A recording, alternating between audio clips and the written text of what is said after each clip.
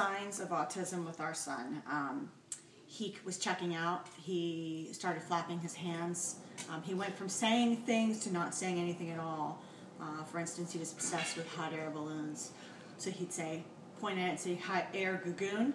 And about 2 years old, he started looking at it. I'd have to point at it and prompt him, and he would say, loon. So that's kind of when I said, let's go see the neurologist.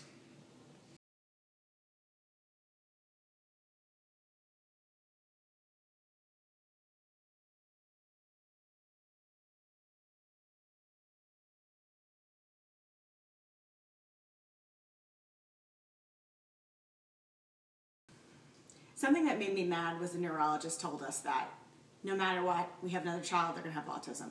So I left there with a fire saying, this is not going to happen to my kid. I am going to fight every day to make him better. So how I coped was looking at him as he was a child, not as what he had. He's a boy with autism, not an autistic child. So people have things. They have things. He's a boy with autism. He's a boy with blue eyes. So I would tell myself that every day. How I coped and what I dealt with was I have an amazing family. My husband was completely supportive. Sometimes he would get a little too much into it and I had to pull my husband back and say, look, we're going to deal with this day by day. And all my family chose to support us and become more aware of what they can do and how they can help him to focus and stay focused and to be a little bit more calm around him. And I think it helped us all.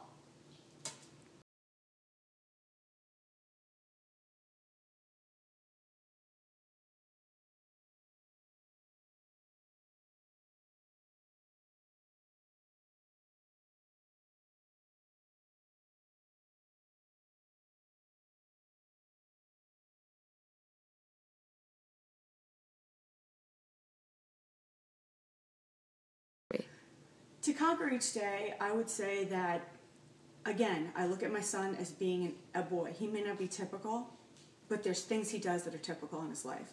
And I focus on those things, whether small or a big, huge milestone. And you have to look for those things, because if you don't, you're going to end up sitting on your couch, crying all day long. That's not going to help your kid. You got to get up and get done.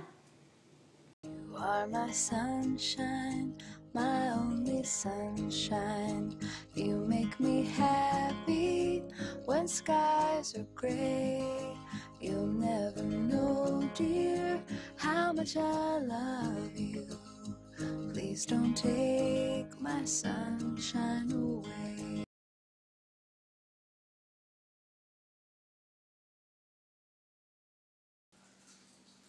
The best advice I can give a parent with a child with autism is find somebody that makes you feel like you can do this.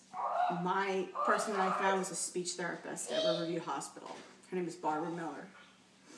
She said to me, we can do this. And she supported me and made it work. The next thing is that from there, you just have to ask them and talk to them about what your issues are. I can't get through this, how do I do it? It's talking to somebody that you trust who has seen children with autism before that's going to give you advice. So my next step was finding an OT who is still an amazing part of my son's life. Then from there, you just have to stay on it. You have to be honest with their teachers and say, this is what I need from you, and this is what my son needs, and that's where you go. And if you go with it, go at anything, as all these people are going to be part of your team, no one's ever going to say no. No one's ever going to say, no, that can't be done. Everyone's going to be a part of that team. So also find another parent with a child with autism. You tend to just feel camaraderie immediately, and you play off each other and you laugh about stuff that normal, typical kid wouldn't do. And it makes you feel better. So that would be my advice.